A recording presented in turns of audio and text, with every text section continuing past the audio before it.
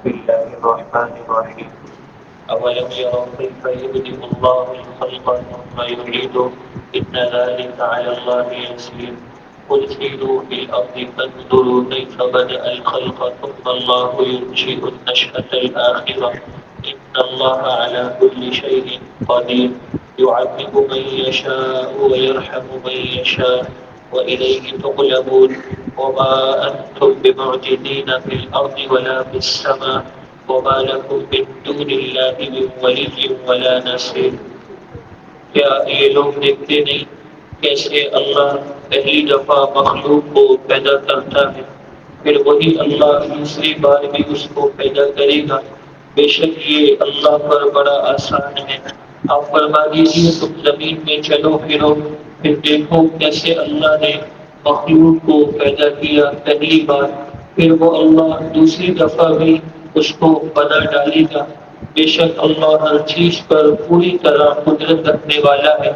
جس پر چاہے جس کو چاہے وہ عذاب دے، اور جسے چاہے جس پر چاہے رحم کرے، اور اسی کی طرف تمہیں واپس پلٹایا جائے گا.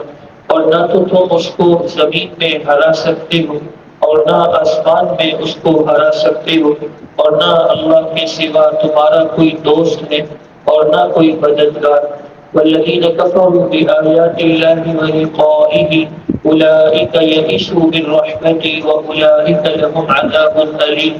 اور وہ لوگ جنہوں نے اللہ کی آیات کا کفر کیا اور اللہ کی ملاقات کا انکار کیا، یہی لوگ ہیں جو میری رحمت سے مایوس ہوں گے، اور یہی لوگ ہیں جن کے لیے دردناک عذاب ہوگا. فما كان جواب قومه إلا أن قالوا اقتلوه أو حرقوه فأنجاه الله من النار إن في ذلك لآيات لقوم يؤمنون. بس حضرت ابراہیم علیہ السلام کی قوم کے پاس آپ کی دعوت کا کوئی جواب نہ تھا سوائے اس کے کہ وہ کہنے لگے ابراہیم کو قتل کر ڈالو یا ابراہیم کو جلا ڈالو. چنانچہ اللہ تعالیٰ نے حضرت ابراہیم کو ان کی آنکھ سے بچا لیا. بے شک اس میں بڑی نشانیاں ہیں ایمان رکھنے والوں کے لیے. وقال انما اتخذتم من دون الله اوثانا مودة بينكم في الحياة الدنيا ثم يوم القيامة يكفر بعضكم ببعض ويلعن بعضكم بعضا ومأواكم النار وما لكم من ناصرين. حضرت ابراہیم علیہ السلام نے ان کو کہا کہ تم نے اللہ کے سوا جن کو اختیار کر رکھا ہے وہ تو محض مورتیاں ہیں، اور یہ تمہارے درمیان محض دنیاوی زندگی میں محبت ہے. قیامت کے دن پھر تم آپس میں ایک دوسرے کا انکار کرو گے اور ایک دوسرے پر لعنت بھیجو گے، اور تمہارا ٹھکانہ وہ دوزخ ہوگا اور تمہارا کوئی مدد کرنے والا نہ ہوگا. سورہ عنکبوت کا 20ویں پارے کا درس چل رہا ہے. آیت نمبر 19 سے لے کر آیت نمبر 25 تک یہ چند آیات ہیں. اللہ تبارک و تعالیٰ نے ان آیات میں سیدنا ابراہیم علیہ السلام کا تذکرہ بھی فرمایا، اور آپ کے تذکرے کے دل میں اللہ تعالیٰ نے اپنی قدرت کا اور قیامت کا آخرت کا عقیدہ بھی بیان فرمایا. جو لوگ انکار کرتے ہیں مرنے کے بعد دوبارہ اٹھنے کا، خاص طور پہ مکہ کے مشرکین، انہیں بڑا تعجب ہوتا تھا جب انہیں بتایا جاتا کہ تم مرنے کے بعد دوبارہ زندہ ہوگے. جب تم مٹی میں مل جاؤ گے، رل مل کر ختم ہو جاؤ گے، تو تم حقیقت میں ختم نہیں ہوگے، بلکہ وہ اللہ تمہیں پھر ایک نیا وجود عطا کرے گا، اور پھر اپنے سامنے کھڑا کر کے تم سے اللہ حساب لے گا، اور پھر جنت کا یا جہنم کا فیصلہ ہوگا. تو یہ باتیں ان مشرکوں کو بہت عجیب گزرتی تھی، اور وہ اس کو محال سمجھتے تھے کہ شخص دنیا میں مر جائے، فنا ہو جائے، مٹی میں ملا دیا جائے، رل مل کے اس کی ہڈیاں بوشیدہ وہ چور چور ہو کے ختم ہو جائے، اور پھر ہمیں کہیں کہ دوبارہ ہمیں زندہ کریں گے. وہ کہتے تھے یہ بات بہت عجیب ہے. اللہ نے اسی کا جواب دیا، فرمایا یہ اس کو عجیب کہنے والے کیا یہ غور نہیں کرتے؟ اللہ تعالیٰ نے ہی مخلوق کو پہلی بار بنایا ہے، تو وہ اللہ دوسری بار بھی بنائے گا. یہ تو اللہ کے لیے بڑا آسان ہے. یہ ہمارے ذہنوں کے لحاظ سے کہا گیا۔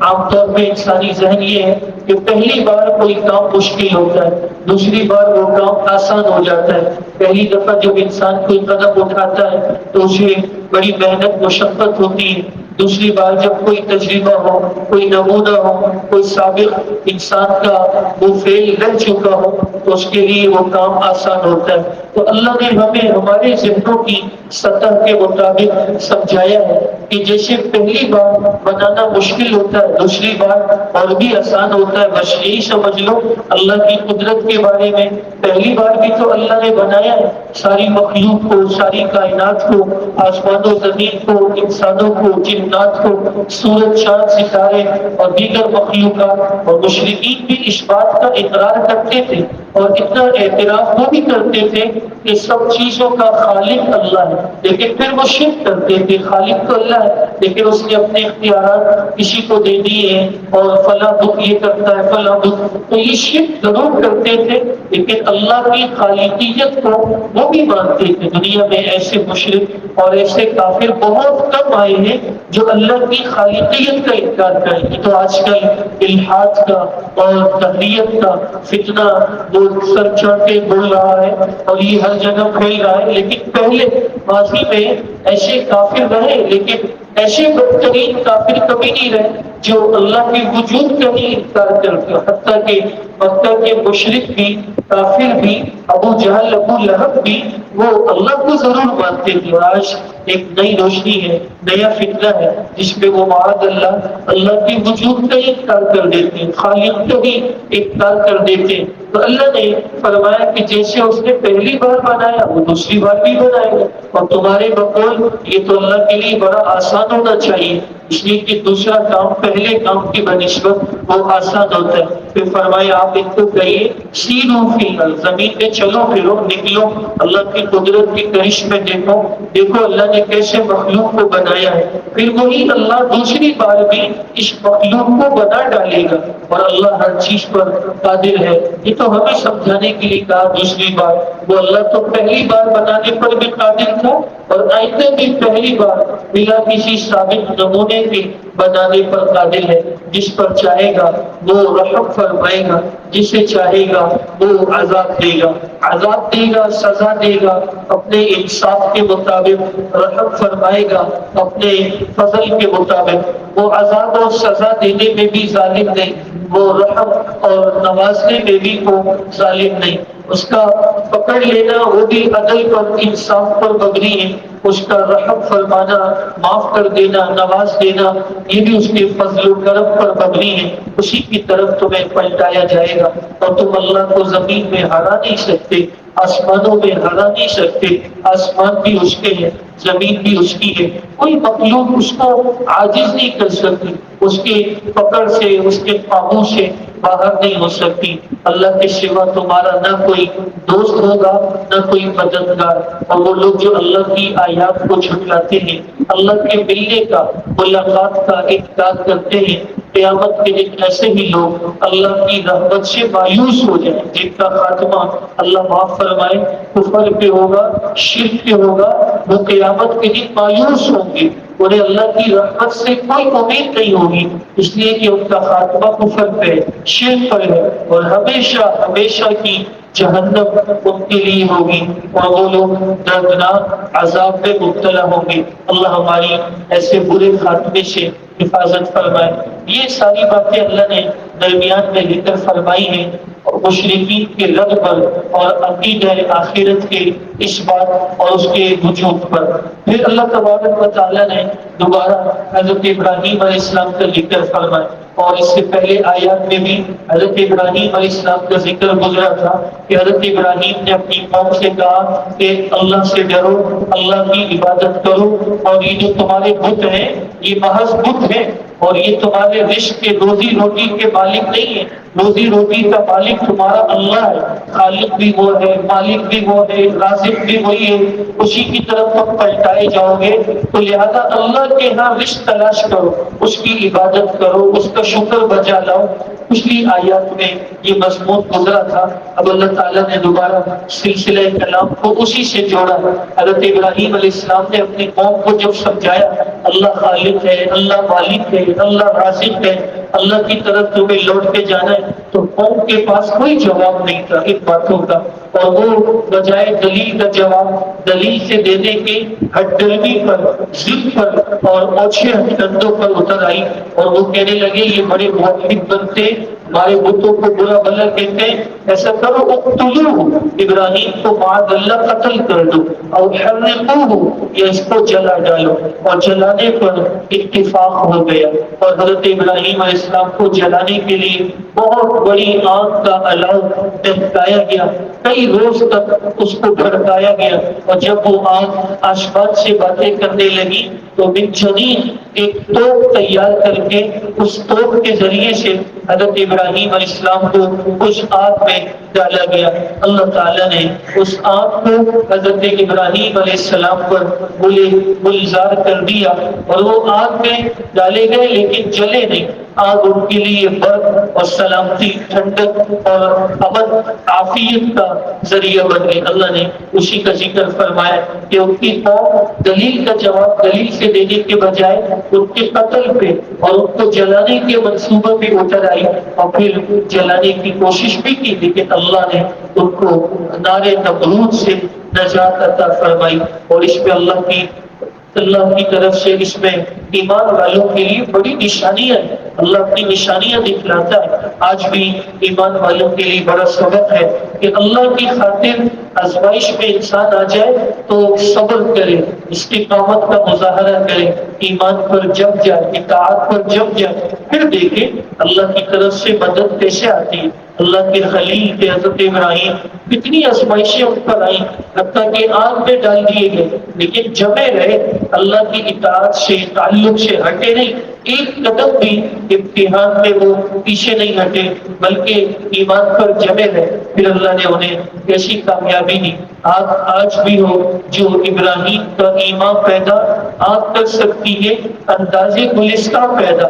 آج بھی دنیا میں جلنے والی بہت سی آگے اہل باطل کی، وہ اہل ایمان کے لیے گل گلزار بن سکتی ہیں، بشرطے کہ اہل ایمان، اہل حق وہ ابراہیم جیسا ایمان پیدا کر کے اس آگ میں کودے۔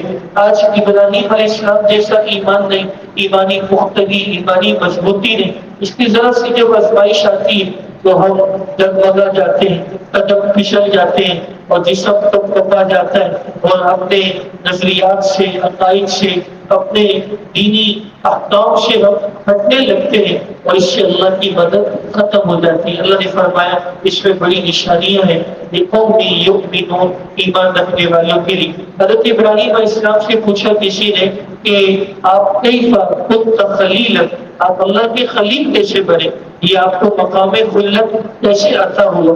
تو آپ نے عجیب بات فرمایا میں کئی آزمائشوں سے گزرا، تب جا کر اللہ نے مجھے خلیل بنایا۔ نفسی للنیران وولدی للقربان ومالی للضیفان وقلبی للرحمن، فرمایا میں نے اپنے نفس کو آگ میں ڈالے جانے کے لیے قربان کر دیا، اور آگ میں مجھے ڈالا گیا، میں اللہ کی محبت تعلق میں جمع رہا، اور میں نے اپنے بیٹے کو ذبح کرنے کے لیے، قربان کرنے کے لیے تیار ہو گیا، اس لیے اللہ نے مجھے خلیل بنایا، اور میں نے اپنا سارا مال مہمانوں کی ضیافت پر لگا دیا، اور مہمان نوازی کی سنت کو جاری کیا، اور میں نے اپنے دل کو خدائے رحمان کے لیے فارغ کر لیا، اور ہر غیر اللہ سے ماسوا سے اس کو خالی کر کے اللہ کے لیے خاص کر دیا۔ تو ان چار باتوں سے اللہ نے مجھے اپنا خلیل بنایا۔ نفسی للنیران، اپنے آپ کو آگ میں ڈالا، وقلبی للرحمن، دل اللہ کے لیے خالص، وولدی للقربان، اولاد بیٹا قربانی کے لیے پیش کیا، اور مالی للضیفان، مال کو مہمان نوازی کے لیے وقف کر دیا۔ یہ آج سنت ابراہیمی ہے۔ اللہ نے حضرت ابراہیم علیہ السلام کی تمام قربانیوں کو ہماری اس امت مسلمہ کے لیے شعار بنایا ہے، عبادت بنایا ہے، طریقہ بنایا ہے، تو فرمائش میں بڑی نشانی ہے ایمان والوں کے لیے۔ اور حضرت ابراہیم نے اپنی قوم سے یہ بھی کہا کہ تم تو جن کو اختیار کر رہے ہو اللہ کو چھوڑ کر، یہ تو صرف بت ہے، اور تمہیں دنیا کی زندگی میں آپس میں محبت نظر آ رہی ہے، دوستی نظر آ رہی ہے، دیکھنا قیامت کے دن تم ان بتوں کو گالیاں دو گے، یہ بت تمہیں برا بلاتے ہیں، تم ان کو جھٹلاؤ گے، یہ تمہیں جھٹلائیں گے، اور تم سب دوزخ میں جاؤ گے، بت بھی اور تمہارے معبود بھی، اور اللہ کے سوا کوئی تمہارا مددگار نہیں ہوگا۔ تو یہ رد ہے مشرکین کے شرک پر اور بت پرستی پر حضرت ابراہیم علیہ السلام کی طرف سے۔